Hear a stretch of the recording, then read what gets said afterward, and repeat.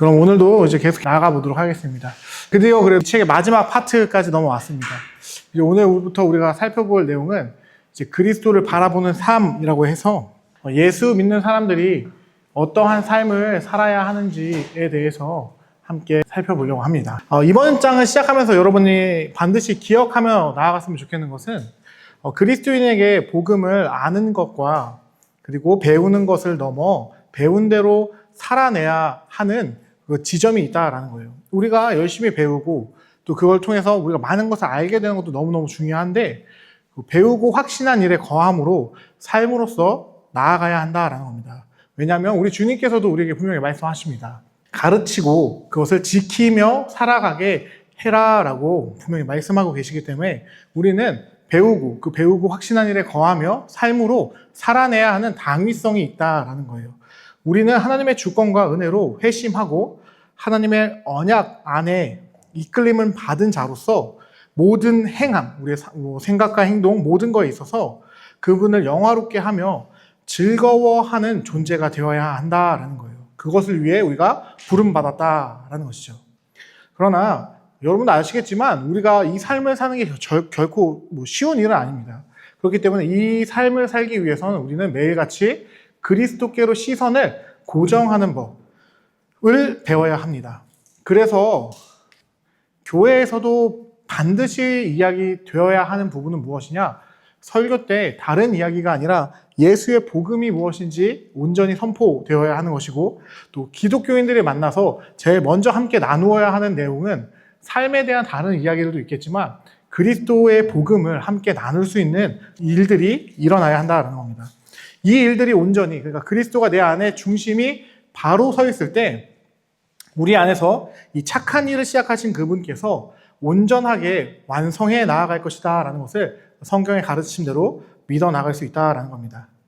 예수님께서는 우리의 죄를 짊어지고 십자가에 죽으시어 분명히 우리를 향한 하나님의 무한한 진노를 다 해결해 주셨습니다. 그리고 그분께서 부활하시고 의롭다함을 이제 획득하신 다음에 자신이 의로운 존재다라는 것을 증명하시며 우리에게 그의 의를 전가하사 아무것도 한 것이 없는 우리가 예수 공로를 의지해서 의인으로서 살아갈 수 있게 해주셨다라는 거예요.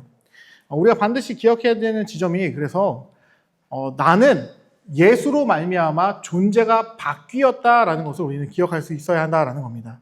우리가 무언가를 해서 하나님이 너 이 정도 했으니까 잘했어 라고 칭찬해 주시는 것이 아니라 우리는 아무것도 한 것이 없는데 예수의 그 십자가를 의지함으로 십자가와 부활로 말미암아 의인이 되었다라는 겁니다. 그리고 이제 이러한 우리들에게 성령님을 보내주셔서 우리 안에서 성령께서 내주하게 하시고 그 성령으로 의지하고 성령과 함께 동행함으로써 성화의 삶을 통해 그리스도의 장성한 분량까지 우리가 자라나도록 이끌어 주신다라는 거예요. 그렇게 우리는 그리스도와 떨어져서는 아무것도 할 수 없고 그리스도 안에서 삼위일체 하나님을 영화롭게 하며 즐거워할 수 있다라는 겁니다. 네, 그리스도 안에 있어야 하는 겁니다. 포도나무의 가지가 접붙임을 받아야 열매를 맺을 수 있는 것처럼 가지가 포도나무에서 떨어지면 아무것도 되지 않는다라는 거예요. 우리에게서 열매는 나올 수 없습니다. 포도나무로부터 진액을 받은 가지가 열매를 맺는다라는 거예요. 그래서 우리는 하나님을 영화롭게 하고 즐거워하는 삶을 할 수 있습니다. 자, 그래서 이제 질문을 드려봅니다. 여러분은 정말 여러분의 인생의 최고의 목적이, 제일 첫 번째 되는 목적이 하나님을 영화롭게 하고 영원토록 그를 즐거워하는 것입니까? 우리는 매번 이 질문을 내 삶에 던져봐야 합니다. 나는 오늘의 삶에서, 나는 오늘 아침에 일어나면서도 잠에 들면서도 일어날 때는 오늘 내가 정말 하나님을 영화롭게 하고 그를 즐거워하는 삶을 살 것인지, 잠에 들 때에는 난 오늘 하루의 삶을 통해 하나님을 영화롭게 하고 영원토록 그를 즐거워하는 삶을 살았는지를 볼 수 있어야 한다라는 거예요. 그런데 이게 정말 쉽지는 않습니다. 왜냐, 우리는 사실 개인적인 의미에서 기쁨과 행복과 만족을 쫓는 사람들이다라는 거예요. 다른 말로 하면 우리는 나의 자아를 실현하고 나의 어떠함이 이루어지기를 간절히 바라는 사람들이다라는 겁니다. 저도 마찬가지고 여러분들도 그렇지 않는가라는 것을 우리는 생각해 봐야 한다라는 것이죠. 저는 이것을 하지 말자라고 말하는 건 아닙니다. 뭐 자아실현하지 말고 그냥 뭐 말씀만 교회에 맨날 모여가지고 성경 공부만 하고 이렇게 살자라고 말씀드리는 것이 아니라 본질적인 것이 무엇인지를 생각하며 살아가야 한다라는 거예요. 그리스도인의 삶은 사람, 내가 아니라 나를 구원하신 삼위일체 하나님에게 초점을 맞추고 살아가는 삶이 되어야 한다라는 것이죠. 그분은 주권과 은혜로 우리를 회심시키셨으며 자신과의 언약 관계로 우리를 이끄셨고 교회에 있는 자기 백성들과 함께 우리를 세상에서 불러내셨다라는 거예요. 우리는 이제 하나님의 안에 속한, 그래서 세상으로부터 부름받은 자들이다라는 겁니다. 우리는 삼위 하나님의 영광을 위해 삶을 살아가야 하는 존재다라는 것이죠. 사실 하나님의 영광을 정말 잠깐이라도 맛본 사람은 이렇게 구구절절 설명하지 않더라도 당연히 내 삶이 하나님의 영광을 위해 살아야 한다라는 것을 이해할 수밖에 없습니다. 왜냐하면 종교개혁자들도 마지막으로 그들이 외쳤던, 그들에게 있어서 가장 핵심적인 슬로건은 하나님께 영광이었기 때문이에요. 기독교라는 종교는 나의 영광을 위해 살아가는 존재들이 아니라 오직 하나님께 영광을 올려드리기 위해 살아가야 하는 것이 마땅하다라는 겁니다. 그리고 이것이 그리스도인의 삶의 개혁주의적 관점의 전부다라고 말할 수 있을 거예요. 우리가 하나님의 영광을 위해서 살아가야 되는 존재다라는 겁니다. 그래서 이런 개혁주의적인 삶에 입각해서 칼빈은 코람 데오라라는 말을 많이 썼어요. 하나님 앞에서 살아가는 우리가 되어야 한다. 코람이 무엇 앞에서라는 뜻이고 데오가 신이라는 뜻이에요.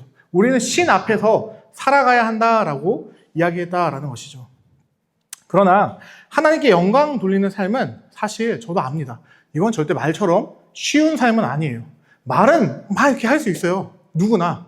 근데 실제적인 내 현실 앞에서 뭐 직장에서, 가족에서 그 다양한 삶의 현장 가운데서 하나님의 영광을 드러내는 삶을 산다는 것은 쉽지 않다라는 겁니다. 그러나 쉽지 않다고 해서 우리가 포기해서는 안 됩니다.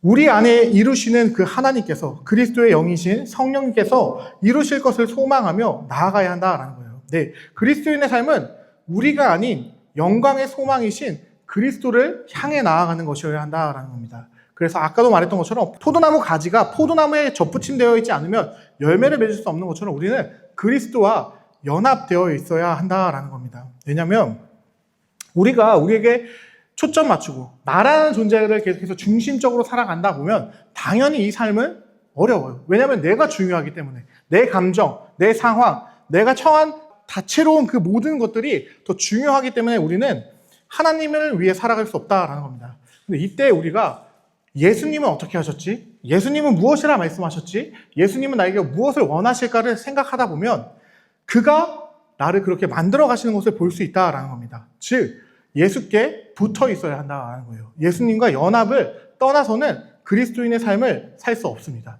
예수님과의 연합을 벗어나서는, 예수님 안에 있지 않고는 우리는 하나님을 영화롭게 할 수 없다라는 것을 우리는 기억해야 할 것입니다. 앞으로 우리가 살펴볼 삶에 대한 내용을 그래서 이제 이 그리스도의 연합 관점에서 간단하게 좀 쫙 정리하고 나아가려고 해요. 오늘 16장에서 살펴볼 내용은 그리스도와 연합할 때 우리는 우리의 죄값을 대신 지불하시고 자신의 의를 우리에게 돌리신 그분께 감사하는 삶을 살게 된다라는 것을 보게 될 겁니다. 즉 나를 의롭다 칭해지신 그분이 그 은혜가 깨닫게 된 사람은 하나님을 위해 감사함으로 삶을 살 수 있다는 것이고요. 17장은 이 그리스도와 연합할 때 우리는 지금 여기서 우리가 참으로 영광을 향해 나아간다라는 것을 알면서 계속 그분의 형상을 닮아가고자 하는 욕구가 생긴다라는 거예요. 18장은 그리스도와 연합할 때 우리는 그분을 위해 책임감 있는 삶으로서 그분께서 우리에게 주신 자유를 즐거워할 수 있다라는 것을 이야기하고요. 19절은 그리스도와 연합할 때 우리는 그분의 제사장으로 부르심을 받은 각자의 소명 안에서 그분께서 우리를 부르신 그 자리에서 신실하게 그분을 섬길 수 있다라는 것을 말해주고 있어요. 그리고 20장 마지막은 우리가 그리스도와 연합할 때 우리는 특별히 성경적인 세계관을 함양하도록 그리고 그 성경적인 세계관을 온전히 배워서 삶을 살아갈 수 있게 된다라는 겁니다. 즉 우리는 예수를 떠나서는 그 무엇도 될 수 없다라는 것을 기억해야 합니다. 삼위일체 하나님께서는 영광된 역사를 우리 안에 이루셨습니다. 우리를 죄인에서 의인으로 바꾸셨어요. 그리고 그 의인된 나를 더욱더 성화의 과정을 통해서 하나님이 원하시는 모양, 그리스도의 장성한 분량까지 자라나게 하시며 종래에는 영혼과 육체가 더 이상 죄의 영향을 받지 않는 완전한 상태, 영광스러운 상태를 영화의 상태로 바꾸어 나가신다라는 것을 우리는 믿어 나아가야 한다라는 겁니다. 그래서 그 모든 것의 시작, 그리스도인의 삶의 첫 걸음, 건물을 말할 때는 머릿돌이라고 말할 수 있는 오늘은 이 칭의에 대해서 함께 살펴보려고 합니다. 이 모든 일은 그리스도께서 일단 이 칭의라는 개념을 우리가 반드시 이해해야 되는데 우리가 이런 식으로 이해하면 안 돼요. 칭의 받는다, 의롭다함을 받는다라는 것을 내가 무언가 열심히 해서 하나님께서 김철호 너 이 정도 했어? 잘했어. 너 이제부터 의로운 사람이야 라고 인정해 주는 것이 아니다라는 겁니다. 칭의는 철저히 그리스도께서 홀로 행하신 일이며 그 그리스도의 속죄 사역에 근거해서 그것을 믿음으로 말미암아 우리를 의롭다 하신 그분의 은혜로운 선언에 바로 칭의다라는 거예요. 우리는 분명히 죄인이었습니다. 그런데 이제는 성경이 분명히 말하기를 우리는 죄인이 아닌 의인이다라고 얘기한다라는 거예요. 그런데 우리도 다 알아요. 여러분, 저도 마찬가지고 우리의 삶이 의인인가요? 아니죠. 분명히 성경은 우리를 향해 말해요. 너희는 더 이상 옛사람이 아니다. 너희는 이제 새 사람이다. 이전 것은 지나갔으니 보라 새 것이 되었다 라고 분명히 선언한단 말이에요. 근데 분명히 새 사람이 되었고 새 것이 된 나의 삶은 새 것에 어울리는 삶을 살고 계신 분 계신가요? 오늘 그 지점을 좀 살펴보자라는 거예요. 도대체 오늘과 다음 주까지 해서 그 지점을 심도 있게 살펴볼 건데 오늘은 그 시작점, 나한테 왜 하나님께서는 넌 이제 새 것이야 라고 말하는지 그 지점을 살펴보고 다음 주에는 그럼 그 새 것이 된 나와 왜 이 새 것의 삶을 살지 못하는 이 간극이 있는지를 다음 주까지 해서 우리가 좀 살펴볼 겁니다. 자, 일단 여러분 십계명 왜 중요하게 생각하시나요? 엄청 중요한 거예요. 십계명 사실 엄청 중요해요. 근데 많은 교회들이 중요하게 생각 안 해요. 특별히 기독교의 산문서라고 말해지는 것이 있습니다. 사도신경, 주기도문, 그리고 십계명은 반드시 우리의 신앙의 근간이다라고 이야기해요. 그래서 세례를 볼 때도 이 세 가지는 반드시 시험을 봐야 돼요. 다 여기 계신 분들 다 세례 볼 때 이거 다 시험 보셨죠? 사도신경과 주기도문과 십계명을 정확하게 외울 수 있는가를 봤어요.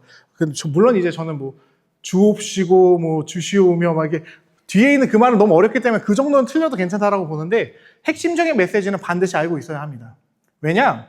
주기도는 우리가 무엇을 소망해야 되는지에 대한 가르침이고요. 십계명은 예수님께서 대놓고 말씀하셨죠. 십계명은 내가 너에게 새 계명을 주노니 서로 사랑하라. 근데 예수님이 그 전에 뭐라고 하셨죠? 하나님의 계명을 내가 두 가지로 요약해서 알려줄게. 하나님을 사랑하고 이웃을 사랑하는 거야. 이게 첫째 되고 가장 중요한 개념이야. 이것을 새 계명으로 바꿨을 때 서로 사랑하라가 된 거예요. 그래서 모든 신학자들은 예수님이 말씀하신 사랑이란 율법이 온전히 행해지는 사랑을 말씀하시는 거구나라고 이야기를 합니다. 율법과 사랑은 뗄래야 뗄 수 없는 관계가 있다라는 거예요. 그리고 마지막으로 우리 사도신경은 우리의 믿음이 무엇인지를 보여주는 겁니다. 딱 뭔지 나오죠. 믿음, 소망, 사랑. 이 세 가지가 주기도문, 사도신경, 십계명에 다 있다라는 거예요. 십계명은 그럼 중요해요, 안 중요해요? 중요한 겁니다. 특별히 예수님께서 나는 율법을 폐하러 온 것이 아니라 도리어 율법을 완전하게 하기 위하여 왔다. 성취하기 위해 왔다라고 말씀하세요. 율법은 예수님에게 있어서 핵심입니다. 율법은 예수께서 자신의 목숨보다 중요하게 생각하셨던 코어 같은 것이다 라는 거예요. 왜냐하면 그 율법의 완성이 없이는 우리 오늘 살펴볼 이 칭의가 이루어질 수 없기 때문이다 라는 거예요. 네, 십계명은 그리스도인의 삶을 위한 하나님의 백성의 삶을 위한 완전한 도덕적 규범입니다. 그런데 오늘날 우리는 십계명을 그렇게 엄청 중요하게 생각하진 않는 경향들이 있다라는 거예요. 물론 저도 그랬었고요. 네, 심지어 우리 주님께서 분명 아까도 말씀드렸다시피 이렇게 말씀하셨어요. 나는 율법을 완전하게 하기 위해 왔다. 나는 십계명의 진의를 드러내기 위해 왔다라고 말씀하세요. 친구를 보고 라가, 우리나라 말로 말하면 바보, 멍충이 이런 뜻이에요. 근데 바보, 멍충이라고 하면 뭐라고 해요? 넌 이미 친구를 살인한 자다라고 얘기하고요. 지나가는 여성을 보고 저 여성은 정말 매력적이게 생겼는데 라고 하는 순간 뭐가 돼요? 우리 예수님의 기준으로 하면 나는 이미 간음한 자가 된 거예요. 우리 예수님은 율법을 외적으로 행하는 거 나는 그런 거 안 중요하게 생각한다. 외적으로 행하고 안 하고 그건 내 알 바 아니고 난 너의 중심에서 그것을 넘었는지 안 넘었는지가 나에겐 더 중요해 라고 이야기하시는 분이다라는 거예요. 우리 주님은 그것을 통해서 이웃사랑이 어떻게 이루어지는지, 그것을 통해서 하나님 사랑이 어떻게 이루어지는지를 가르치시는 분이었다라는 겁니다. 그래서 우리 주님은 겉으로 안 했어도 마음과 생각으로 이미 십계명을 범했으면 너는 율법을 범한 자야 라고 가르치셨다라는 거예요. 네. 그래서 우리는 예수님이 가르치신 서로 사랑하라 라는 그 계명을 온전히 지키지 못하는 사람들이다라는 겁니다. 착각하면 안 돼요. 우리 예수님이 서로 사랑하라는 계명 줬다고 해서 우리가 주님께서 우리가 지킬 수 있어서 서로 사랑하라는 계명을 주셨구나. 아니, 우리 주님께서는 우리가 지킬 수 있을 거라 전혀 기대 한 번도 한 적 없으세요. 너희 어차피 못 지킬 거 아는데 너희한테 주는 거야. 내 기준은 서로 사랑해야 되는 거야 라는 것을 주셨다라는 겁니다. 왜냐하면 우리 주님께서도 그리스도의 은혜가 없이는 그 어떠한 인간도 율법 앞에서 온전히 설 수 없다는 걸 아셨기 때문에 우리에게 바라시는 건 그 율법, 서로 사랑하라는 계명 앞에서 나 누구를 사랑할 수 없는 존재구나를 보고 주님 저 어떻게 해야 돼요? 그럼 이것을 해서 주님 앞에 나오도록 하기 위해서 주신 것이지 진짜 좋아 오늘부터 나는 서로 사랑할 수 있어. 도전하자. 이렇게 하라고 주신 게 아니다라는 거예요. 더욱더 그리스도를 의지하기 위해서 우리에게 율법을 주신다라는 겁니다. 왜냐하면 우리는 심지어 회심한 사람들도 그 법을 지키면서 사는 것이 너무나도 어렵다라는 것을 알고 있다라는 거예요. 회심한 후에도 지키기 어려운데 문제는 우리는 회심하기 전에는 아예 율법 자체를 무시하는 사람이었다라는 겁니다. 우리는 기본적으로 율법을 어기는 걸 사랑하는 사람들이었다라는 거예요. 하나님의 기준을 계속 이제 줄넘기 하듯이 넘어가는 것을 사랑하는 존재가 우리였다라고 예수님은 말해 주십니다. 이것을 우리 선배들은 이러한 인간의 상태를 죄에 대한 노예였다라고 표현을 하고 있는 것이죠. 그러나 우리 하나님은 주권적인 은혜로 우리를 그분의 언약 안으로 그 옛사람의 상태를 버리시고 언약 안으로 새 사람의 형태로 우리를 부르셔서 새 사람이 되어 가게끔 만들어 가신다라는 겁니다. 물론 우리 안에 있는 죄의 세력은 여전히 남아 있어서 우리가 계속 공격하고 예수님이 다시 오시는 그날까지 우리 이 죄에 대해서 싸워 나아가야 하지만 우리의 존재성이 새 사람이 된다라는 거예요. 그렇다고 우리가 율법을 어기고 죄 가운데 머무는 걸 변명해서는 안 된다라는 거예요.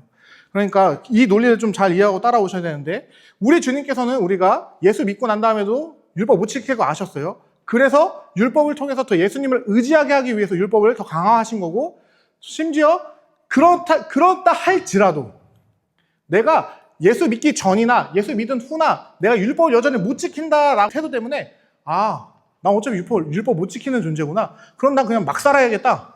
그거 하지 말라라는 거예요. 나 어차피 율법 못 지키는 존재인데 주님 그냥 대충 살게요. 이거 잘못하면 이제 구원파가 그 정도까지 잘못하면 구원파처럼 흘러간다는 겁니다. 나 어차피 못하는데 anyway 이렇게 될 수 있다는 거예요. 절대 그러면 안 됩니다.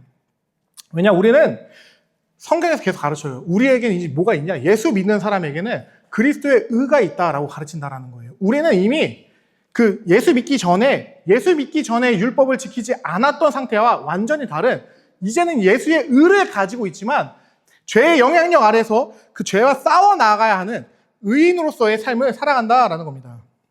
그래서 종교개혁자 신자들에게 그리고 성경도 마찬가지예요. 성도다라고 이제 요청을 하잖아요. 너희는 이제 성도다라고 말을 하는데 종교개혁자는 이 성도라는 말을 어떻게 이해했냐? 의인인 동시에 죄인인 존재다라고 이해했다라는 거예요. 우리가 다음 주에 이제 성경적인 성도의 이해를 살펴볼 겁니다. 다음 주에 성경에서는 사도 바울은 도대체 왜 고린도 교회, 가장 어떠한 교회보다도 죄성이 높은 그 교인들을 향해서 너희가 거룩한 길을 걷는 사람들이야 라고 하기오스다라고 이야기를 했는지를 다음 주에 살펴볼 건데 일단 오늘은 종교개혁자들은 우리 성도들은 성도, 세인트다라고 얘기할 때 뭐라고 얘기한 거냐? 존재성이 의인이나 동시에 죄인인 존재가 우리다라는 것을 이야기했다라는 거예요. 그래서 이거를 좀 더 쉽게 말씀드릴게요. 이거 너무 어렵잖아요? 의인인 동시에 죄인이 무슨 말입니까? 이런 말입니다. 철학적인 용어인데 우리의 실존, 우리가 살아가는 삶의 형태는 여전히 죄인일지 모르나 우리의 본질, 하나님의 시선에서 우리는 뭐예요? 의인이다라는 겁니다. 본질은 절대 변하지 않는 거예요. 본질은 김철호라는 사람의 본질은 인간인 거고, 김철호라는 사람의 실존이 목사인 거예요. 해율이 아빠인 거고. 무슨 느낌인지 아시죠? 그래서 우리의 본질은 의인입니다. 김철호가 갑자기 사자가 되진 않잖아요? 김철호가 갑자기 곰이 되나요? 우리 그러지 않아요. 김철호는 인간이에요. 그러나 김철호는 언제나 실존은 변할 수 있어요. 다양하게. 그 얘기를 하는 겁니다. 우리의 본질은 이미 성경에서 예수 그리스도를 말미암아 의인이다라고 선포하기 때문에 의인이나 우리가 살아가는 삶의 형태, 실존적인 부분에서는 죄인으로 드러날 수 있다라는 이야기를 하고 있다라는 거예요. 그래서 삼위 하나님 편에서 우리는 의인이다라는 것을 믿어야 합니다. 오늘 내가 여전히 죄를 짓는다 할지라도 우리는 그리스도로 옷 입고 있는 자들이다라는 거예요. 우리의 실존은 절대 변할 수 없는 존재다라는 것을 기억해야 합니다. 우리는 죄를 용서받고 끝난 게 아니라 우리의 본질이 죄인에서 의인으로 바뀌었다라는 것을 바라봐야 합니다. 그리스도로 인해 여러분과 저는 이제 의인인 겁니다. 여러분은 죄인이 아닌 거예요. 존재성에서는. 그래서 이것을 성경에서 이 진리를 발견한 우리의 모든 선배들이 이렇게 말한 겁니다. 이신칭의다. 믿음으로 말미암아 의롭게 하신다. 믿음으로 말미암아 의롭다함을 얻었다라고 이야기한다라는 거예요. 우리는 무언가를 해서 의를 얻은 게 아니라 그리스도의 그 십자가 대속을 의지함으로 의롭다함을 얻은 자들이다라는 겁니다. 여기서 여러분 한 거 있습니까? 그게 은혜다라는 거예요. 그래서 종교개혁자들의 논리가 오직 성경, 오직 은혜, 오직 믿음, 그 믿음이 바라보는 오직 그리스도, 그리고 그것을 통해서 우리는 하나님께 영광을 올려드린다라는 논리를 펼친다라는 겁니다. 우리는 이걸 기억해야 돼요. 우리는 한 것이 없습니다. 그래서 성경은 우리를 향해서 뭐라 말하냐? 의인은 없나니 하나도 없었다라고 이야기하는 거예요. 자, 이 논리가 구약의 논리가 아니에요. 아시죠? 신약에서 사도 바울이 자기 죽음 직전에 로마에게 편지를 보내면서, 그러니까 사도 바울의 사역이 한참 무르익었을 쯤에 로마에 보내는 편지란 말이에요. 그때 뭐라고 말하는 거냐? 그리스도인들 엄청 많아요. 갈라디아 교회도 있고 데살로니가 교회도 다 있어요. 그 상태에서 모든 인류를 향해 의인은 하나도 없다라고 말하는 거예요. 자, 그럼 여기서 말하는 의인이라는 것은 어떤 느낌인지 아시죠? 네. 인간이란 존재는 스스로 의를 만들어낼 수 있는 존재가 아니었다라는 겁니다. 네. 예수님으로부터 우리는 의를 전가받는다라는 거예요. 자, 그런데 의를 전가받는다. 여러분, 이 개념이 막 잘 이해가 되시나요? 의를 전가받아? 이게 무슨 말일까? 자, 그래서 우리가 이제 언약 개념을 이해하면서 이 의를 내가 전가받았다라는 것이 무엇인지를 살펴보려고 합니다. 사실 의의 전가는 로마서 5장에 나오는 내용이에요. 그 대표성의 원리에 따라서 아담이 한 사람의 범죄함으로 말미암아 모든 사람이 죄에 이르렀고 한 사람이 의를 이름으로 말미암아 모든 사람의 의에 이르렀다, 생명에 이르렀다라는 것이 대표성의 원리인데 로마서 5장을 해석한 우리 선배들, 특별히 12절을 보게 되면 아까 제가 말씀드렸던 그 한 사람으로 죄가 세상에 들어오고 죄로 말미암아 사망이 들어왔다 말하고 다음에 이제 또 다른 한 사람으로 말미암아 생명이 들어왔다라고 말하는데 먼저 말하는 이 12절에 죄를 불러온 사람이 누구죠? 우리 다 알아요. 아담이에요. 인류의 첫 대표자로서 아담이 하나님과 삼위 하나님과 언약을 맺습니다. 그러나 우리 아담 그 언약 이루었나요? 이루었으면 우리 이러고 있지 않았겠죠. 실패했어요. 그래서 아담이 대표로서 하나님과 언약을 실패했기 때문에 이 세상에 로마서 5장 12절의 말씀처럼 그 사람으로 말미암아 모든 세상이 죄에 빠지게 됐다, 타락하게 됐다라는 것을 이야기합니다. 그래서 신학은 이 한 사람으로 말미암아 모든 사람이 죄에 빠진 상태를 이렇게 말합니다. 선에 대한 전적 타락, 선에 대한 전적 무능력한 상태가 인간의 상태다라는 거예요. 아까 말씀드렸던 의인은 없나니 하나도 없다라는 거기에 보면 선을 행하는 자도 하나도 없다라고 말해요. 바울이 말하고 있는 상태는 예수 믿기 전에 있는 모든 사람은 선을 행할 능력이 없었다라고 분명히 방점을 찍고 있다라는 겁니다. 이를 성경은 로마서 5장 19절에 분명히 가르칩니다. 아담의 불순종으로 모든 인류는 죄인이 됐다. 그리고 이를 온전히 이해해서 시편 51편과 58편에 이렇게 말합니다. 우리가 죄 중에 출생하였고 모태에서부터 멀어졌다라고 이야기를 하고 있다라는 겁니다. 우리의 본성과 행위 모두가 예수 믿기 전에는 모두가 죄인이었고 선이라는 존재와는 거리가 엄청나게 먼 상태였다는 거예요. 선의 근처도 갈 수 없는 게 인간의 상태였다라는 겁니다. 이를 아담에 의해서 우리가 죄책과 오염을 전가받은 상태, 즉 다른 말로 하면 원죄, 오리지널 신을 전가받은 상태였다라고 이야기한다라는 거예요. 그래서 이걸 간단하게 정리하면 너무 막 복잡하잖아요. 그래서 이렇게 말했습니다. 언약을 맺을 때는 언약에는 머리, 즉 대표가 있어요. 누군가가 대표로서 나와서 사인을 하는 사람이 있습니다. 그리고 그 대표가 사인을 하는 순간 그 사인의 영향은 그 대표 아래에 묶여있는 모든 존재가 받는다라는 거예요. 일명 이것을 언약, 머리, 전가라고 이야기합니다. 아담이 대표로 있었던 인류는 그의 실패로 인해 행위 언약의 결과에 따라 영생이 아닌 영벌에 들어갈 가능성에 처하게 된 겁니다. 즉 원죄를 전가받게 됨으로 말미암아 타락한 존재가 되었다라는 것이죠.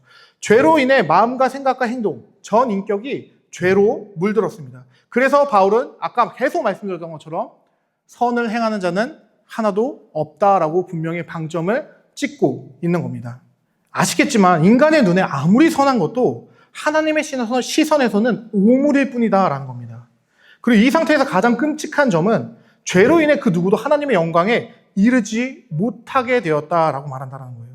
모든 인간은 그 하나님의 법, 율법 앞에서 무능한 존재가 되었다라는 겁니다. 그럼 여기서 질문해 보겠습니다. 하나님 나라에 들어가려면 어떻게 해야 할까요?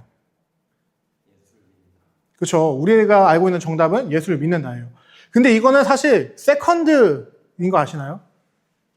이거는 곁길이에요. 원래의 길은 이게 아닙니다.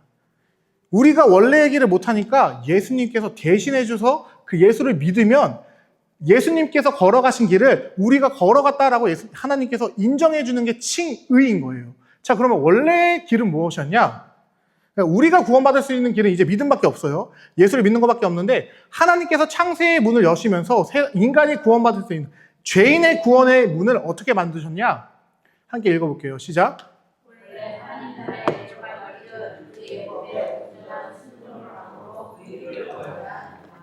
네, 이게 로마서 3장부터 5장에 나오는 내용입니다. 하나님 나라에 들어가려면 의가 있어야 한다는 거예요. 그래서 성경에서 계속 의라는 단어를 강조하는 겁니다. 하나님께서 원하시는 의를 너희가 가지고 있지 못하면, 의는 그냥 열쇠라고 생각할게요. 너희가 하나님 나라에 들어갈 열쇠를 갖고 있지 못하면 너네 하나님 나라에 들어갈 수 없다라는 거예요. 근데 우리 들어갈 수 있어요, 없어요? 그렇죠. 우리 이제 예수님 덕분에 들어갈 수 있는데 우리 스스로의 능력으로 의 만들 수 있어요, 없어요? 없다라는 겁니다. 우리는 성경이 가르치는 대로 우리 스스로 하나님의 법 앞에 완전할 수가 없다라는 거예요. 예수님이 말씀하시잖아요. 다 지켰는데 하나라도 어기면 너희는 그냥 모든 율법을 다 어긴 거나 매 한 가지다 라고 이야기하신다는 겁니다. 그럼 우리 어떻게 해요? 하나님 나라 들어갈 수 있어요, 없어요? 율법으로는 들어갈 수 없게 된 거예요. 그래서 율법 외에 다른 의가 나타났나니 그게 뭐예요? 바울이 말하는 그리스도 예수니라라고 말하는. 왜 갑자기 뜬금없이 너희가 하나님의 모든 법을 이루어야지만 의를 획득할 수 있어라는 논지를 쭉 펼치다가 율법 외에 다른 의가 나타났나니라고 로마서에서 말하는 거예요. 그거 아니고서는 우리가 의를 획득할 수 있는 방법이 없으니까 하나님께서 곁길을 만들어 주셨다는 겁니다. 그 방법을 우리가 이제 칭의라고 이야기하는 겁니다. 원래 죄를 지은 인간은 하나님 앞에서 완전한 그 법의 요구를 다 행함으로 스스로가 의롭다 인정받아야 돼요. 그게 행위 언약인 겁니다. 그런데 인간은 이제 더 이상 그것에 이르지 못해요. 그래서 이렇게 예수님이 막 가르치니까 제자들이 뭐라고 물어봐요? 답답하니까? 그럼 예수님이 진짜 이렇게 말씀하신단 말이에요. 자, 부자 청년이 왔을 때 막 얘기하잖아요. 제가 모도했고 했는데, 자, 너희 재물 다 팔고, 이제 가자. 한데, 못하니까, 이래서 천국의 하나님 나라에는 부자는 들어갈 수 없다. 막 이러니까, 얘네들이, 아니, 저 율법도 다 지키고, 이렇게 했던 사람이 못 들어가면은, 도대체 누가 구원받을 수 있나이까? 라고 물어봐요, 예수님한테 제자들이. 율법도 다 지켰어요. 그 청년 보면, 자기가, 물론 이제 자기 자랑일 수 있겠지만, 제가 다 했습니다라고 대놓고 말하잖아요. 제가 다 했습니다.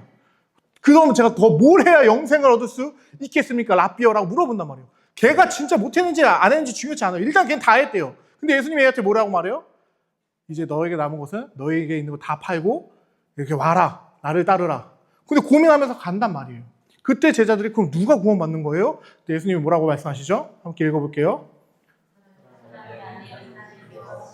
네, 사람은 자기 자신을 구원할 수 없다라고 예수님께서 가르쳐 주신다는 거예요. 사람의 구원은 하나님으로부터 오지 않으면 불가능하다라는 것을 예수님이 자신의 입으로 가르쳐 주셨습니다.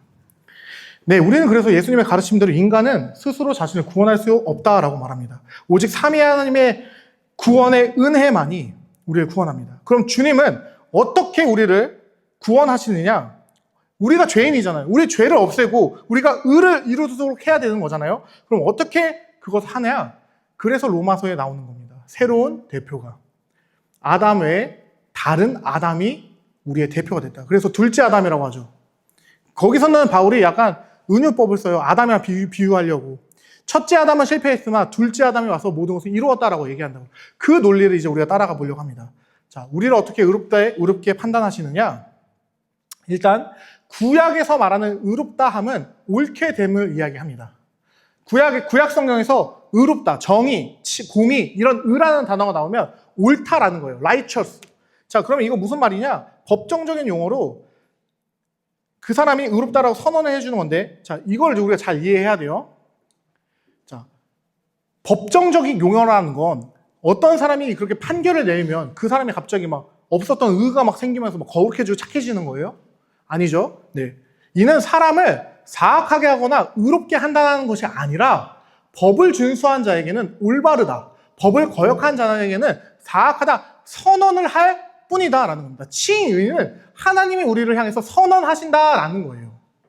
나를 의롭게 만든다라는 게 아니라 내가 의롭다라고 하나님께서 선언을 해주신다라는 것이 구약적인 개념이다라는 겁니다. 이게 출애굽기와 시편과 이사야서에 나오는 말씀이다라는 거고요. 신약에서는 그럼 칭의를 어떻게 이야기하느냐? 사람을 이제 의롭다라고 선고하는 건데 똑같은 의미인데 이것 또한 법적인 공포함의 의미를 가지고 있다라는 겁니다. 네, 칭의라는 건 구약이건 신약이건 무슨 얘기를 하고 싶은 거냐? 법정적인 선포다라는 거예요. 법정의 용어다라는 겁니다. 우리의 존재성을 예수님, 하나님이 갑자기 나에게 김천 오늘부터 넌 의인이야 라고 한다고 해서 제가 갑자기 막 변해가지고 막 빙 광채가 나면서 예수님처럼 살아가는 게 아니라 저라는 존재에게 있어서 죄인이었던 칭호를 없애시고 의인으로 칭해 주신다라는 거예요. 재판장이신 하나님께서 죄인을 의롭다 하신다라는 것은 율법이 죄인에게 청구하는 모든 요구가 그리스도께서 죄인을 위해 이루신 사역으로 충족되었다라고 선언을 하신다라는 겁니다.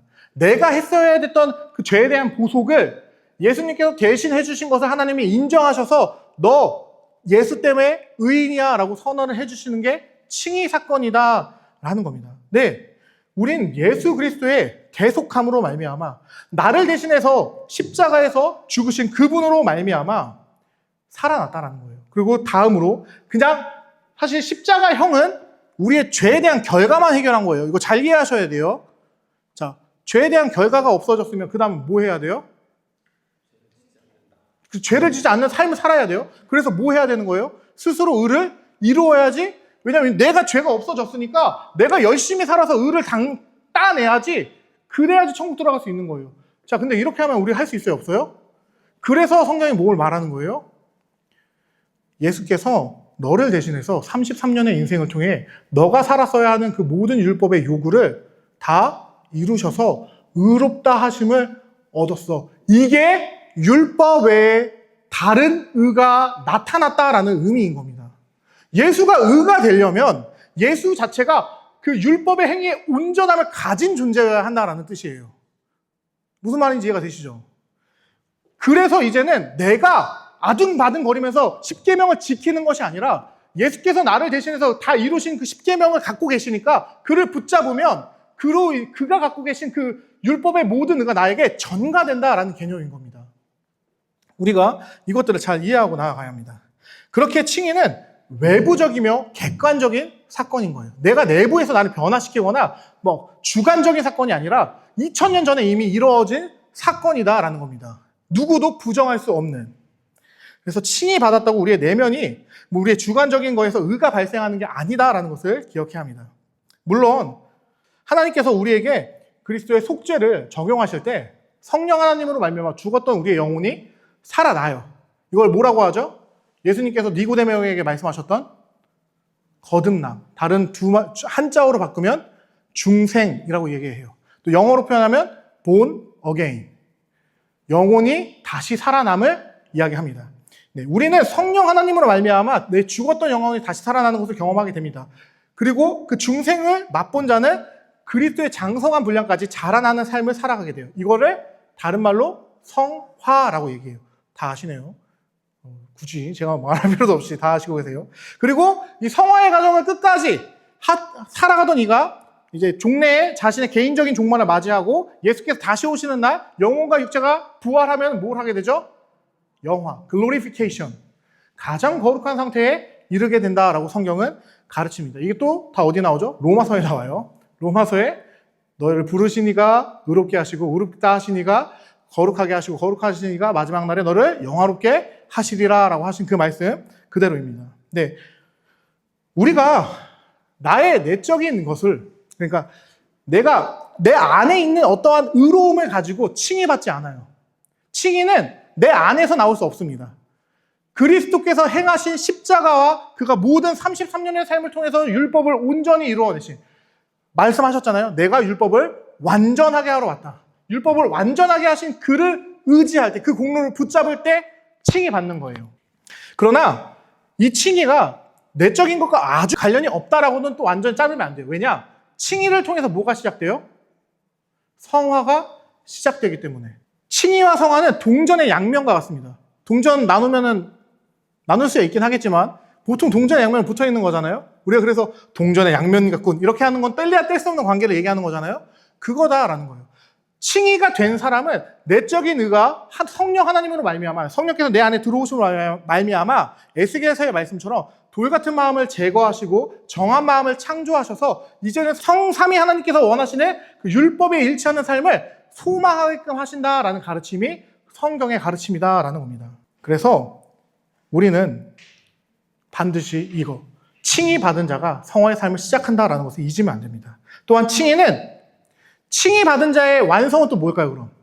당연히 모든 구원의 완성이 영화이기 때문에 우리는 글로리피케이션, 영광스러운 상태로 변화하는 것을 기대해야 합니다. 그래서 칭의 없이는 성화될 수 없고 영화도 없다라는 것을 기억해야 한다라는 거예요.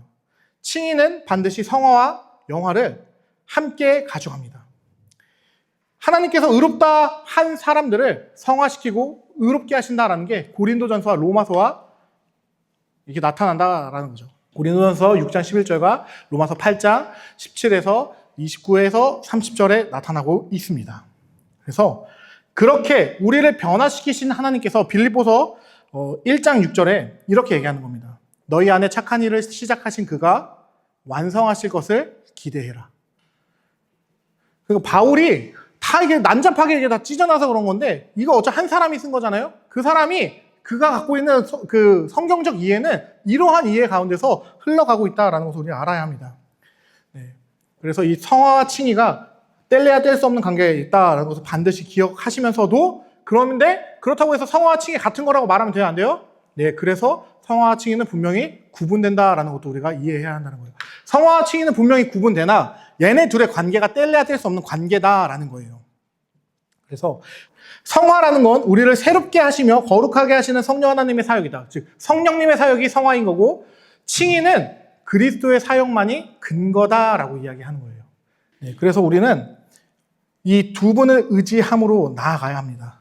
성경에서 칭의는 이렇게 가르칩니다. 특별히 이제 세 가지로 더 나누어서 이야기를 해주는데, 칭의라는 단어를 이제 성경적으로 어떻게 이해할 수 있는지를 보겠습니다. 첫 번째, 자, 칭의를 묘사하는 데 사용되는 언어가 있겠죠. 그 단어들이 성부와 성자 두 분을 관련해서도 사용된다라는 거예요. 성부와 성자에 관해서도 의롭다라는 표현을 쓸 때 칭의가 사용되는데, 이게 어떠한 의미냐? 여러분, 성부와 성자는 더 의로워질 수 있는 분인가요?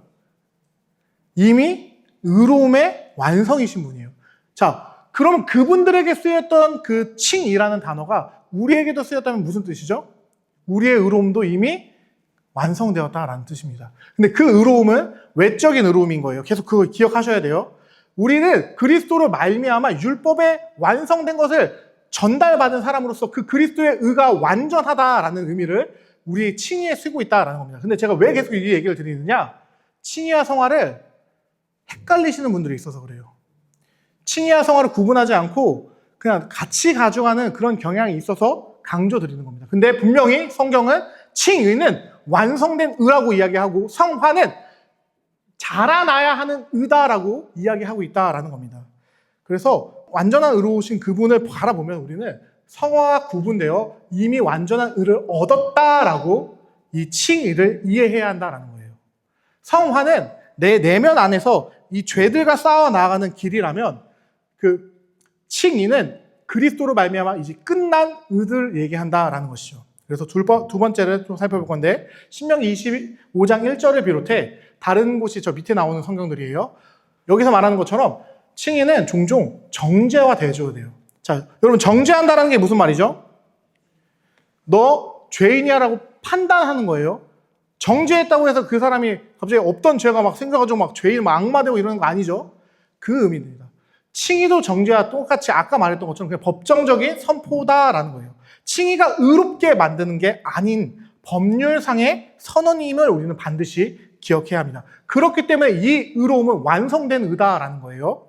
자, 그리고 세 번째, 몇몇 구절들 로마서 8장에 대표적으로 나오는데 칭의의 개념을 심판의 개념과 분명히 연결하고 있다는 거예요. 우리의 칭의는 반드시 법정적인 선포임을 기억해야 합니다. 대표적으로 아브라함이 하나님을 믿을 때 성경은 그것을 의로 여겼다라고 분명히 창세기와 로마서와 갈라디아서에서 이야기해요. 자, 아브라함이 이미 의를 갖고 있었다라고 한다면 이 선언을 할 필요가 있나요, 없나요? 믿을 때 그것을 의로 여겼다. 여겼다라는 표현은 가지고 있지 않았는데 그때부터 의로 여겨진다라는 표현이잖아요. 네, 아브라함에게 칭의를 하는 장면이에요. 우리가 이런 것들을 잘 이해해야 한다는 겁니다. 성경은 분명하게 그리고 일관되게 증언합니다. 칭의는 여호와께서 악한 자를 내적으로 의롭게 만드는 과정이 아니라 이건 성화예요. 악한 자를 법적으로 의롭다 선언하시는 여호와의 변치 않는 단 한 번의 공표다라는 거예요. 이게 왜 중요할까요? 여호와는 변치 않으세요. 그리고 단 한 번의 공표예요. 변치 않은 한 번의 공표, 한 번의 공표다. 그럼 여러분은 칭의가 취소될 수 있어요, 없어요? 없다라는 거예요. 아까 제가 뭐라고 말했죠? 의가 천국문의 열쇠라고 했잖아요. 이미 칭의 받은 사람은 다 하나님 나라의 백성인 겁니다. 쫓겨날 수 없는 하나님 나라에 이미 여러분은 하나님 나라에 알박기를 하신 분들이에요. 간단하게 표현하면. 예수님이 말하잖아요. 내 아버지의 집은 집이 많다. 내가 너희를 위해서 집 준비하러 간다. 다 거기에 뭐 하신 거예요? 자, 재개발 투자 다 이미 다 하신 거예요. 누구도 뺏어갈 수 없는 권리를 여러분 다 갖고 계시다라는 거예요. 하나님도 마음을 변치 않으시기 때문에. 근데 중요한 건 뭐예요? 이제 남은 스텝은 내가 그 하나님에 맞추어서 변해 나아가는 삶의 여정이 남았다라는 겁니다. 그래서 구원받은 자의 감사로서 우리는 그 선행과 행위를 말한다라는 거예요. 그래서 개혁주의는 이러한 관점에서 이런 성경적인 이해에서 구원은 취소될 수 없다라고 이야기하는 겁니다. 왜냐? 구원이 취소된다라는 건 여호와의 칭의의 선포가 이렇게 많은 성경에서 강조하는 변치 않은 그 칭의의 선포가 무효화될 수 있다라고 이야기하는 것이기 때문에 우리는 개혁주의는 구원의 취소를 받아들일 수 없다라는 겁니다. 자, 근데 여기서 어쨌든 그건 차치하고 중요한 건 아무나 악한 자를 의롭다라고 선언한다라고 하면 이런 신이 선한 신이다라고 말할 수 있을까요? 근거 없이 아무에게나 너 선해 라고 말하는 걸 우리가 과연 공의와 정의의 하나님이다라고 말할 수 있는가라는 지점을 이제 살펴보려고 합니다. 바로 자, 그렇다면 우리를 향해서 의롭다 하시는 그 근거는 무엇인가? 사실 여러분 다 알고 있어요. 예수님이죠. 네, 다 알고 있는데 이걸 좀 더 성경적이고 논증적으로 풀어보겠습니다. 자, 왜 우리를 의롭다 할 수 있느냐? 우리 주님은 분명 악한 것을 참지 않으시며 완전한 공의로 무한한 진노를 악에게 쏟아 부으시는 의로운 분노를 가지신 분으로 성경이 창세기부터 요한계시록까지 가르칩니다. 그는 공의의 하나님이시다. 그는 악을 참지 않으신다. 그는 악을 천대였나? 3대인가? 몇 대까지 악을 갚으신다. 라고 할 정도로 악에 대한 아주 뭔가 알러지 반응을 갖고 있는 분으로 소개합니다. 그리고 그래야만 우리가 믿을 수 있는 공의의 하나님이 되십니다. 우리가 믿을 수 있는 신이 되어야 한다라는 거예요. 우리가 믿는 신이 공의롭지 않다면 공의가 없는 신은 악한 신이에요. 그 신은 좋지 않은 신이다라는 거죠. 자, 그렇다면 어떻게 우리의 주님은 이렇게 저와 같이 악한 이들을 향해서 의롭다 선포하실 수 있는가?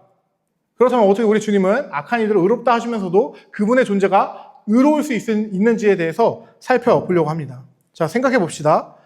정의로운 심판자가 있어요. 정의로운 심판자가 있는데 흉악한 살인자와 강간범, 정말 말로 할 수 없는 유아 살해범 이런 사람들을 향해서 당신 의로워요? 선포하고 풀어준다면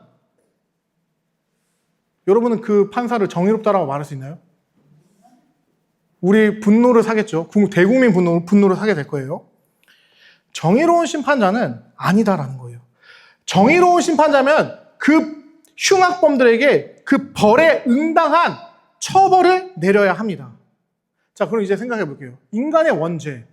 제가 말한 흉악범들의 죄악보다 더 심각할까요? 안 심각할까요? 더 심각하죠.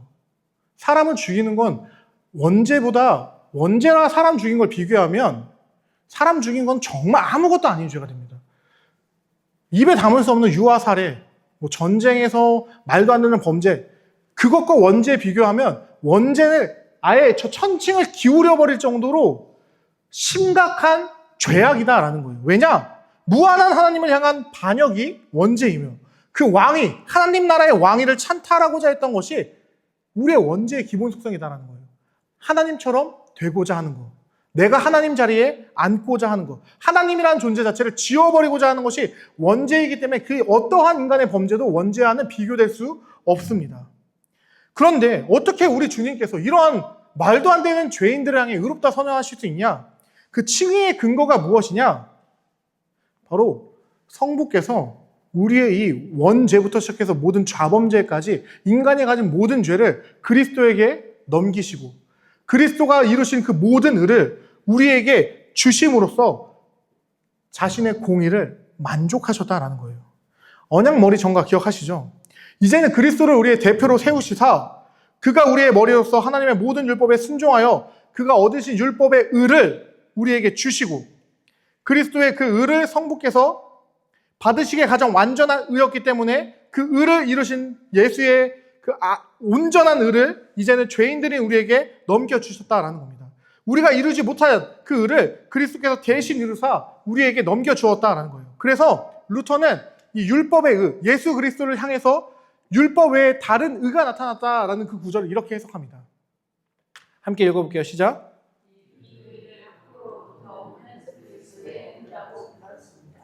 낯선 의, 밖으로부터 온 의, 내 안에서 생성되지 않은 의다라고 종교개혁자 루터는 이야기했다라는 겁니다. 심지어 이 책은 이 의의 전가 그리고 죄의 전가를 이해시키기 위해서 이 계자 비유를 듭니다. 제가 한번 읽어볼게요. 그리스도와 떨어진 우리는 전적으로 빚진 자여 완전히 파산한 자다. 그러나 때가 되어 그리스도께서는 우리를 도우러 오셨고 우리의 빚을 떠맡으셨으며 우리를 위해 청산해 주셨다. 우리의 빚은 그분께 얹혔고 결과적으로 그분의 무한한 재산이 우리의 계좌에 예치됐다. 지금 어떤 상황이 발생한 건지 아시나요? 우리의 마이너스 5천억 통장, 50조억 통장이 예수님이 가져가셨고 예수님의 말할 수 없는 계속해서 하루에 2,000조씩 들어오는 통장이 여러분에게 주어졌다라는 겁니다. 그런 무한한 거래가 일어났다라는 거예요. 이 거래가 바로 바울이 고린도 교회에게 하나님께서 죄를 알지도 못하시는 이를 우리를 대신하여 죄로 삼으신 것은 우리로 하여금 그 안에서 하나님의 의가 되게 하려 하심이라 라고 말할 때 마음에 염두에 두고 있었던 내용이다라는 겁니다. 이 의의 전가를 통해 죄의 전가를 통해 하나님의 그 공의정의 속성이 완전되게 했다라는 거예요. 그래서 이것을 죄가 전가되고 의가 전가되잖아요. 신학에서는 이렇게 말합니다. 이중 전가다라고 이야기한다라는 거예요. 우리의 죄는 그리스도께서 가져가시고 그분의 의는 우리에게 왔다. 그래서 십자가는 원래 우리가 달렸어야 했던 형벌인데 하나님께서는 그 모든 것을 그리스도에게 쏟아 부으시며 그가 해결하게 하셨다라는 겁니다. 우리가 달려야 하는 곳에 예수께서 달리셨다라는 거예요. 그렇다면 왜 우리 주님께서 이렇게 복잡하게 그냥 편하게 하면 되잖아요. 그냥 세상 쓸어버리고 다시 그냥 말 잘 듣는 애들 만들어서 시작하면 될 걸 가지고 아니면은 그냥 모든 사람을 그냥 싹 다 그냥 용서하자라고 하시면 될 걸 가지고 왜 굳이 너 인간의 죄는 그리스도가 가져가고, 심지어 그 또 시작부터 복잡하죠. 일단 인간들에게 계속 언약으로 너희의 죄를 해결할 존재가 올 건데 여자의 후손이야, 아브라함의 씨야, 다윗의 후손이야, 새 언약으로 오실 이야, 다윗의 가지를 기대해, 뭐 이렇게 2000년, 1400년 가까이 막 예언한 다음에 딱 예수님이 오자마자 그 다윗과 아브라함의 계보 예수 그리스도 아마 쭈쭈 하다가 예수님이 난 사실 하나님인데 사람이야. 그게 무슨 소리죠? 내가 말씀인데 내가 육신을 입은 거야. 그게 무슨 말이에요? 내가 참에 내가 나 자신을 비워서 사람이, 뭐 인간이 이해할 수도 없는 신인 양석의 위격적 연합의 그 속성 교리 교통을 가지고 딱 설명하시면서 이 엄청난 복잡한 이 일을 통해서 내가 너희의 죄를 해결하러 온 거야. 너무 복잡하지 않아요? 너무 이 복잡한 사건을 이걸 다 성경에 디테일하게 다 써워 놓으시면서 성경 그대로 하나님께서 그 모든 일을 이루셨다라는 거예요. 왜 그랬냐? 하나님의 공의와 사랑이 온전히 이루어질 수 있는 방법이 이 방법밖에 없었기 때문이다라는 겁니다. 이게 성경이 증거하고 있는 내용이다라는 거예요. 하나님의 공의가 분명히 인간의 죄에 대한 형벌을 요구합니다. 그리고 하나님의 공의는 의를 이룬 자만이 하나님의 나라에 들어갈 것을 요구해요. 그러니 당연히 그 공의에 의해서 인간들은 누구도 들어갈 수 없어요. 근데 하나님의 사랑이 어때요? 모든 인류를 다 버리고 싶어요? 그러지 않으신다라는 거예요. 하나님께서는 인류를 사랑하십니다. 그래서 그 중에 그의 기쁘신 뜻 가운데서 도대체 어떠한 기준인지 모르나 창세 전에 하나님께서 그가 세우신 기준대로 그가 예수께 보내준 그 자녀들을 구원하신다라는 거예요. 그리스도 예수를 통해서. 우리가 그래서 이것을 분명히 알아야 한다는 겁니다. 이렇게 복잡하게 오신 예수 그리스도가 십자가에서 달려 죽으셨잖아요. 그렇죠? 엄청 복잡하게 왔어요. 우리의 죄를 해결하려고. 근데 여기서 뒤집어서 갑자기 생각해 볼게요. 너희가 믿고 싶으면 믿어서 구원시킬 거고 너희가 거절하면 난 너희를 존중해서 너희랑 구원 안 할게. 그럼 뭐하러 이렇게 복잡하게 예수를 보내요? 우리는 그 전 지점까지 생각해야 한다는 거예요. 예수께서 우리의 죄를 해결하시기 위해서 삼위 하나님께서 인간의 죄를 해결하기 위해서 그 엄청나게 복잡한 디테일한 뭐 말로 형용할 수 없는 그런 놀라움을 이루어내셨는데 구원은 내가 하는 게 아니라 근데 너희한테 있어. 너희가 믿으면 구원 받을 거고 안 믿으면 구원 못 받아. 이렇게 가버리면 하나님 영원 전부터 하나님이시다가 특정 시간 때가 참에 인간의 육신을 취하셔서 그 이후부터는 예수 그리스도라는 인격 아래 신성과 인성을 동시에 가진 그분이 십자가에 죽는 대속을 통해 인간을 구원하는 방법은 너무나도 비효율적이다라는 거예요. 뭐하러 그렇게까지 해야 되냐라는 겁니다. 그래서 우리는 그런 지점을 다 고민하고 했을 때 온전한 공의와 사랑이 이루어질 수 있는 방법은 하나님의 성경에서 가르치는 그 뜻대로 이루어지는 이 방법밖에 없구나라는 것을 이해할 수밖에 없었다라는 겁니다. 그래서 인간이 구원받기 위해서는 반드시 율법이 완전히 성취되어야 합니다. 각각 개개인의 인간들이 하나님의 율법을 완전하게 순종함으로써 의를 얻어야 해요. 그리고 두 번째로는 그 율법의 교훈을 어긴, 일단 나는 율법을 다 어겼었던 존재니까 그 율법이 나에게 요구하는 그 완전한 죽음이라는 하나님의 무한한 진노를 치러야 한다라는 겁니다. 그런데 인간은 이것을 둘 다 해결하지 못합니다. 인간은 이거 앞에서 좌절할 수밖에 없어요. 그래서 우리를 대신해서 이것을 이룰 자, 예수 그리스도를 삼위일체 하나님께서는 성경을 통해 보내주시겠다 약속하시고 그 언약을 점진적으로 계속해서 확장해 나아가시다 때가 참에 여자에게서 예수 그리스도를 나게 하셨다라는 겁니다. 약속대로 그리스도께서 오셨고 그리스도께서 이 인간에게 주어진 두 가지 욕구를 다 만족하게 하심으로 인간을 구원해냈다라는 거예요. 이 내용이 어디 적혀 있는 내용이다? 로마서 5장 12절부터 21절까지의 내용이 제가 지금까지 설명드린 내용입니다. 예수를 통해 구원하기 위해 예수를 통해 성경의 온전한 내용이, 그래서 예수님께서 말씀하시는 게 뭐예요? 나는 내 뜻을 행하러 온 것이 아니라 아버지의 뜻을 행하러 왔다. 나는 시편과 선지자와 모든 율법, 성경에 게시된 모든 내용을 이루기 위해 왔다라고 이야기하신다라는 겁니다. 그리고 그가 이루신 것을 우리에게 주는 방식을 바울은 이런 식으로 또 비유적으로 설명합니다. 삼위 하나님께서 입히시는 옷이다. 네. 우리가 모든 배운 내용들은 그래서 지난 학기 1학기 때 주권부터 시작해서 회심부터 시작해서 이 3까지 다 연결되어 있습니다. 하나를 떼놓고 보면 이해할 수가 없어요. 하나님의 주권적 회심부터 언약, 구속사, 교회, 이 모든 것이 이 진리 위에 서 있을 때 우리는 온전히 이것을 이해하게 됩니다. 이사야의 말처럼 우리의 힘과 능이 아닌 여호와로 말미암아 우리는 구원받습니다. 그리스도의 대속만이 우리를 구원합니다. 예레미야도 말합니다. 여호와 우리의 의라고 외치고, 이에 이어 신학에서 바울도 그리스도께서 우리의 의와 거룩과 구원이시다라고 외치는 이유가 거기 있는 겁니다. 한때 우리는 아담과 하와와 같이 원죄 아래에서 죄책과 오염에 쪄들어서 벌거벗은 채 있었던 존재들이에요. 하나님 앞에서 죄인됨을 드러낼 수밖에 없었던 존재들이었습니다. 그런데 자비로우신 하나님께서 아담과 하와에게 하셨듯 우리에게 그리스도로 옷 입혀주셨다라는 겁니다. 그리스도 예수라는 구원의 옷으로 우리가 당당히 하나님 앞에 설 수 있도록 인도해 주셨다라는 거예요. 성경에선 자주 우리의 의복을 바꾸셨다라는 구절들이 나옵니다. 아담과 하와에게 그 무화과 나무를 입은 엮은 잎이 아니라 가죽옷을 선물하는 것과, 스가랴 3장 4절에서 보면 아주 더러운 옷을 입고 있었던 그 대제사장 더러운 옷을 벗기시고 깨끗한 옷을 입히시는 것과, 또한 우리의 죄악을 제거하사라고 표현하시는 것들을 통해서 예수님께서는 심지어 잔치의 예복을 입고 들어와야 한다라고 이야기하신 것을 통해서 성경은 계속해서 꾸준히 우리의 존재성을 드러내는 그 의복을 바꾸어야 한다라고 가르치고 있습니다. 의복이 우리의 몸의 일부가 아닌 것처럼 우린 그리스도로 예수로 덧 입은 겁니다. 그리스도 예수의 의를 힘 입고 있다는 겁니다. 만약 우리에게 자유의지가 있어서 선을 행할 수 있었다면 다를 겁니다. 그러나 성경은 인간은 선을 행할 의지가 없고 죄에 대해 노예이며 선에 대한 무능력하다라고 분명히 가르칩니다. 아무리 인간이 뛰어난 선을 행한다 할지라도 그 사람이 위인이다라고 불리고 선인이다라고 불리고 의인이다라고 불린다, 칭송받는다라고 할지라도 그들의 아무리 깨끗한 그 인간이 봤을 때는 높이 칭송할 수 있을 만한 선도 하나님의 눈에선 오물통에 빠진 누더기 옷보다도 더럽다라는 겁니다. 우린 삼위 하나님께서 요구하시는 완전에 절대 이룰 수 없습니다. 그것을 보면 우린 절망에 이럴 수밖에 없고 우린 불완전하다라고 고백할 수밖에 없다는 거죠. 이런 우리의 선행이 어떻게 칭의의 근거가 될 수 있겠습니까? 로마서 3장 10절에서 24절에 분명히 말합니다. 죄 없는 자는 하나도 없다. 하나님을 찾는 자도 없고 이 세상은 죄악 덩어리다라고 이야기한다라는 거예요. 칭의를 우리 안에서 그 근거를 찾으려 하지 않으시길 바랍니다. 우리 안엔 구원의 근거가 나올 수 없습니다. 우리의 칭의는 시작부터 끝까지 우리 밖에 삼위일체 하나님 안에 뿌리를 두고 있습니다.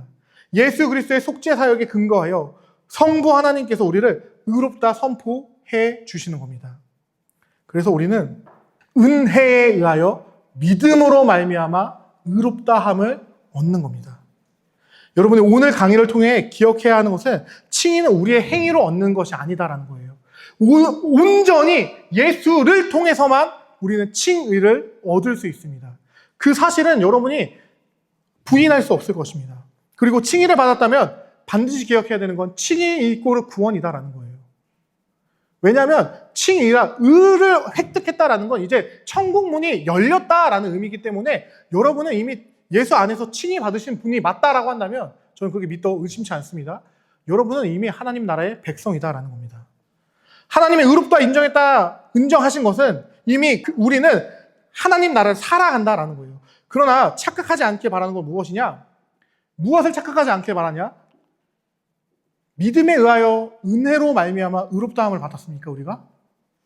이게 무슨 말인지 낚시하고 있는 거예요. 잘 이해하셔야 돼요. 그쵸? 믿음에 의하여 내 행위, 내가 믿으니까, 내가 무엇 하니까 하나님께서 얘 잘 믿네? 얘 잘하네? 내 은혜 베풀게. 너 이제 천국 와. 가? 아니라 은혜에 의하여 우리가 아무것도 하지 않았을 때, 우리가 심지어 하나님도 사랑하지 않았을 때, 너희가 나를 먼저 찾지도 않았던 그 시점에 하나님께서 먼저 우리를 은혜로 선택하셔서 믿음으로 말미암아 의롭다함을 칭해 주신다라는 겁니다. 이 순서를 기억해야 돼요. 바울이 왜 은혜에 의하여 믿음으로 말미암아 의롭다 이 순서로 기록했는지 기억해야 한다는 겁니다. 우리는 믿음이 먼저 선행되는 사람들이 아니라 은혜가 먼저 선행되는 사람들이에요. 성경의 모든 사람이 그래요. 모든 구원을 얻었던 이들이 하나님의 전적인 은혜로 구원함을 얻는 거지, 그가 무언가 해서 하나님이 얘 이 정도 잘하네? 해서 구원하는 사람이 없다라는 겁니다. 반드시 그 사실을 기억하길 바랍니다. 믿음은 우리의 자랑이 될 수 없고 칭의의 근거는 더더욱 되지 못합니다. 믿음은 선물일 뿐입니다. 주시지 않으면 가질 수 없어요. 우리의 구원은 우리를 위해 모든 율법의 순종을 이루시고 죄의 결과인 십자가의 죽음을 통해 완전한 속죄를 이루신 그리스도의 은혜로 말미암아 받은 것이다 라는 겁니다. 그리고 이를 깨닫는 데 필요한 것이 믿음이다라는 거예요. 즉 주님께서 은혜로 이 믿음을 베풀어 주시지 않는다면 인간은 그 누구도 의롭다함을 받지 못합니다. 결국 믿음이란 우리가 의롭다함을 받는 도구일 뿐이며 그리스도 안에서 값없이 주시는 선물을 받도록 주신 빈손이다라는 거예요. 믿음은 그리스도를 붙잡는 빈손일 뿐이다라는 것을 우리는 기억해야 합니다. 그래서 성경이 믿음으로 말미암아 의롭다함에 이른다, 믿음으로 말미암아 믿음에 이른다라고 가르치는 겁니다. 우리의 칭의는 그렇게 믿음이 근거가 아닌 오직 그리스도의 공로만이 근거인 거다라는 거예요. 믿음은 단지 그 믿음의 대상이며 칭의의 근거이신 그리스도를 향하게 하는 칭의의 두 손, 칭의의 도구, 빈손일 뿐이다라는 것을 우리는 기억해야 합니다. 참된 믿음은 내 노력이 아니라 오직 하나님의 은혜로 예수 그리스도와 그분의 완성된 사역에 자기를 전적으로 맡겨 결박되듯 신뢰하는 것입니다. 바울은 분명 은혜에 속하기 위하여 믿음으로라고 로마서 4장 16절에 말합니다. 그것 안에서 우리는 의롭다함을 받습니다. 그에게 구속력이 있는 신뢰가 있었던 것이다 라는 것이죠.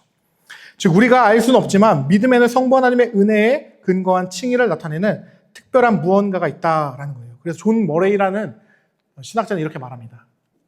의롭다 하는 것은 믿음 뿐이다. 그리스도와 그분의 안에 있는 우리의 모든 것을 발견하는 것이 믿음의 뚜렷한 특성이기 때문이다. 무슨 말이냐? 믿음은 그것 이상의 역할이 없다라는 거예요. 믿음이라는 것은 예수를 붙잡는 도구일 뿐이다라는 겁니다. 여러분의 배를 부르게 하는 건 숟가락인가요? 밥인가요? 우리의 배를 부르게 하는 밥은 그리스도인 거고 그 그리스도를 먹게 하는 게 믿음이 숟가락이다라는 것을 알아야 한다라는 겁니다. 그렇기 때문에 우리의 유일한 소망은 예수 그리스도밖에 없다라는 겁니다. 우리는 원래 영원한 지옥에 떨어져야 될 사람들이었습니다. 그곳에 떨어져도 우리는 불평불만할 수 없는 존재가 우리였어요. 그런데 한량없는 은혜를 베푸사 우리를 구원해 주십니다.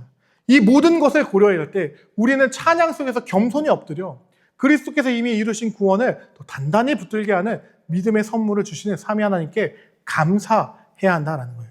그래서 그리스도인으로 사는 삶에 대한 첫 번째 걸음은 칭의를 반드시 이해하는 것에서 시작해야 합니다. 그것이 되지 않으면 결국에는 존 웨슬리가 비판했었던 개혁교회의 모습과 전혀 다르지 않게 된다는 거예요. 이것이 없이 내가 받은 은혜를 기억하지 못하면 결국에는 나 예수 믿으면 어차피 예정됐는데 이런 말도 안 되는 흐름으로 빠질 수밖에 없다라는 겁니다. 그래서 우리는 반드시 나는 할 수 없었는데 나에게 이 말도 안 되는 은혜를 베푸신 그 하나님의 은혜가 나를 살게 하는 거구나 라는 지점을 기억해야 한다는 겁니다. 그래서 우리는 매일같이 성찬을 통해서 그리스도를 바라보고 설교를 통해서 그리스도를 바라보고 말씀을 통해서 그리스도를 바라보고 기도를 통해서 그리스도를 바라봐야 하는 지점에 있는 사람들이다라는 겁니다. 그리고 이 모든 것을 온전히 깨달았던 율법 앞에서 한없이 답이 없는 죄인이란 사실, 그리고 그리스도가 아니고서는 이 율법의 요구에서 자유해질 수 없고 율법의 그 죄의 그 정죄에서 그 십자가의 죽음 앞에서도 자유할 수 없었던 우리를 구원하신 예수 그리스도의 은혜를 온전히 깨달았던 우리의 선배 아우구트 스토플 레이디라는 분은 188장 만세반석 열리니라는 찬양을 작곡하신 겁니다. 만세반석 열리니 내가 들어갑니다. 창의 허리 상하여 물과 피 흘린 것 내게 효험되어서 정결하게 하소서. 내가 공을 세우나 은혜 갚지 못하네. 쉼 없이 힘쓰고 눈물 근심 많으나 구속 못할 죄인을 예수 홀로 속하네. 빈손 들고 앞에 가 십자가를 붙드네. 의가 없는 자라도 도와주심 바라고 생명샘에 나가니 마음을 씻어 주소서. 4절이 안 보여서 읽을 수는 없지만 4절도 아주 좋은 가사입니다. 살아생전 숨쉬고 죽어 세상 떠나서 거룩한 주 이렇게 나오는데, 이 고백을, 이 온전한 칭의의 은혜를 깨달았던 칼빈주의자, 개혁주의자, 뭐라고 불러도 상관없는데, 당시에 존 웨슬리랑 같은 시대에 살았던 분이에요. 원래 친구였는데 이분이 이제 존 웨슬리와 반대의 길을 가게 되면서 좀 다투면서 이게 결별했다고 하는데, 어쨌든 그분은 그 은혜를 깨닫고 이러한 찬송을 쓰셨다라는 겁니다. 우리의 본질은 그리스도 예수로 인해 의인이 되었습니다. 그러나 오늘의 날 보면 언제나 실패하고 실수하고 죄를 짓는 모습을 보게 되는 건 당연합니다. 왜? 우리의 실존은 여전히 죄인이기 때문에. 그러나 우리 안에 착한 일을 시작하신 이가 완성하실 것을 우리는 기대해야 한다라는 겁니다. 언젠가 그리스도께서 심판자로 좌정하실 때 우린 그분과 함께 영원히 영화롭게 될 겁니다. 이미 우리 안에 그가 시작하셨습니다. 그리스도의 삶은 그렇기에 성화의 삶으로 매일 그리스도를 붙잡아야 합니다. 이제 강의를 마치려고 합니다. 오늘 저는 여러분과 이 칭의라는 구원의 일면을 살펴보았습니다. 왜 하필 그리스도인의 삶을 이야기하며 제일 처음에 칭의를 이야기했느냐? 바로 우리는 이미 의인이다라는 것을 기억하며 여러분이 사시길 바라는 우리 선배들의 마음이 여기 있다는 겁니다. 그리스도인이란 이 성경의 온전한 가르침 위에 서 있는 우리는 나는 이미 예수로 말미암아 의인이 되었구나라는 사실을 잊으면 안 됩니다. 내가 하나님께 인정받기 위해, 내가 구원받기 위해 선한 삶을 살아가는 게 아니라 이미 나는 구원받은 자로서 하나님의 그 은혜에 감격하여 나 같은 죄인 살리신 그 은혜의 놀라와 고백하며 그분이 바라는 삶을 살아가는 게 그리스도인이다라는 겁니다. 우리의 실존, 오늘의 삶과 내일의 삶은 여전히 의롭지 않더라도 이미 그리스도의 완전한 속죄로 인해 구원에 필요한 모든 의를 받았습니다. 이 사실을 믿고 여러분의 본질, 의인이 내가 이미 그리스도로 말미암아 의인이 되었고 그리스도로 옷 입고 있다는 사실을 인정하시길 축복합니다. 우리는 그리스도 예수로 인해 의인의 삶을 살기 시작했습니다. 여러분은 다시 절대 죄인이 될 수 없습니다. 여러분이 죄인이 된다는 건 예수님은 속죄를 실패했다라고 이야기하는 것과 매한 가지다라는 거예요. 여러분이 예수님이 실패자로 만들고 싶으시면 나는 죄인으로 전락했어 라고 말하십시오. 그러나 저는 당당히 여러분을 요청합니다. 예수님은 실패하지 않았습니다. 사단은 여러분을 계속 공격할 겁니다. 정죄할 거예요. 그런데 여러분 기억하세요. 사도 바울이 그런 우리를 향해서 이렇게 말했습니다. 그의 사랑은 높음이나 깊음이나 권세자나 무엇이나 세상에 존재한 어떤 것도 그의 사랑에서 우리를 끊을 수 없다라고 로마서 8장에 분명히 밝히고 있다라는 겁니다. 우린 구원에서 탈락할 수 없는 사람들입니다. 그러나 이 실존과 본질 사이에서 우린 매일같이 고민해야 합니다. 그렇기 때문에 그 답은 다음 주 이 실존을 어떻게 살아가야 되는지, 이 실존을 어떻게 바라봐야 하는지는 성화에서 다루도록 하겠습니다. 미리 한 가지만 말씀드리자면 여러분의 시선을 그리스도께 두시길 간절히 축복합니다. 그를 의존하길 간절히 바랍니다. 오늘도 내일도 언제나 예수 의존하는 저와 여러분이 되기를 간절히 축복합니다. 네. 그럼 제 강의는 여기까지 이제 다 마쳐졌고요.